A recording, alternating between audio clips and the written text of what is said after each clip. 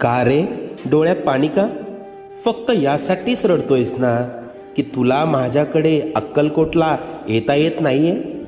इतर लोक जातात आणि तुला मात्र परिस्थितीने बांधून ठेवलंय, याचंच वाईट वाटतंय ना?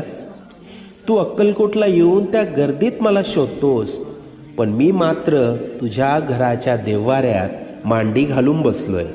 बाळा, मी अक्कलकोटला राजा म्हणून बसतो, लोकांची संकटे दूर करायला. तुझ्या घरात तुझे आईबाप म्हणून वावरतोय, तुझ्या कुटुंबाला सांभाळायला.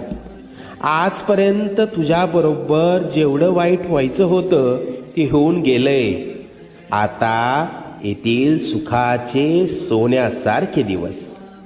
हृदयाजवळील माझ्या भक्तांना पाठवून दर्शन घडव.